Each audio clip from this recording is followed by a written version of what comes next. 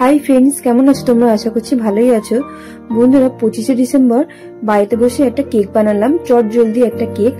বাড়িতে কিছুই ছিল না, সামান্য উপকরণ দিয়ে বানিয়েছি, তো এই ভিডিওটা তোমাদের সঙ্গে শেয়ার করলাম।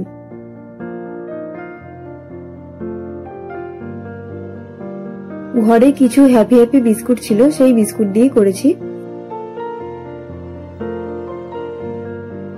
5 টাকা দামি 6টা প্যাকেট আছে, তো 6টা প্যাকেটে একটু কম হয়েছিল বলে আমি আরো 2টো প্যাকেট নিয়েছিলাম, মানে 8টা প্যাকেট নিয়েছি।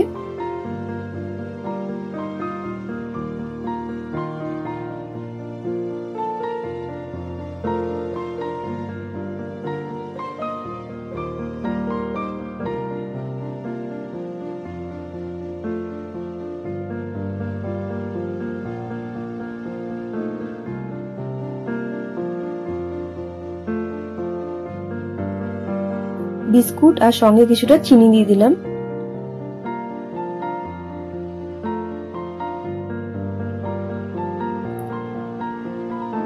ভালো করে এটাকে চেলে নিচ্ছি যাতে কোনো দানা না থাকে।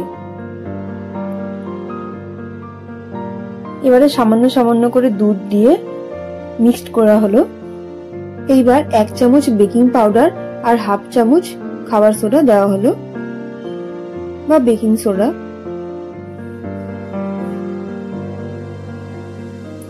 আর সামান্য ভ্যানিলা এসেন্স। আমাদের কেক মোল্ড নেই, তাই এরকম একটা বাটিতেই আমরা করেছি। আর এটা পেপার গোল করে রাউন্ড করে কেটে নেওয়া হলো বাটির মাপ করে। এবার বাটিটা ভালো করে অয়েলিং করা হয়েছে।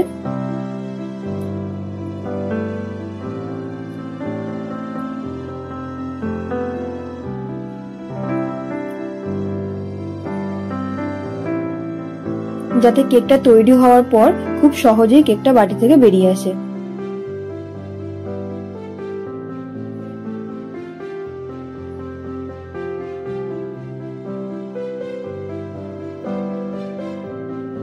আর কড়াইটা 10 মিনিটের জন্য প্রি হিটের জন্য বসানো হয়েছে।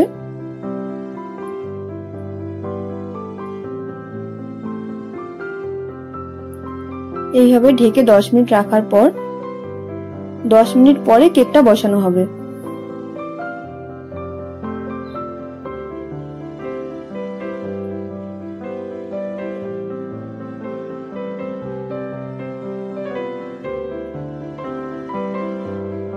কেকটা বসিয়ে দিলাম, 40 মিনিটের মতন বসিয়ে দিতে হবে।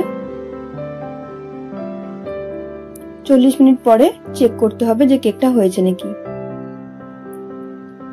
এটা কাঠি দিয়ে দেখা হচ্ছে, যদি কাঠিতে লেগে থাকে তাহলে বুঝতে হবে হয়নি। আর এটা দেখতে পাচ্ছ পুরো শুকনো বেরিয়েছে, মানে কেকটা পুরোপুরি রেডি।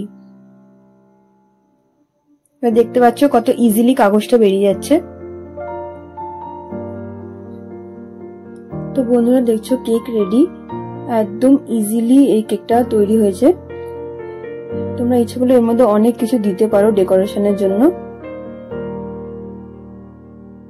বন্ধুরা, ভিডিওটা যদি ভালো লাগে তাহলে লাইক করে দিও, চ্যানেলটা সাবস্ক্রাইব করে দিও, প্লিজ আমার পাশে থেকো।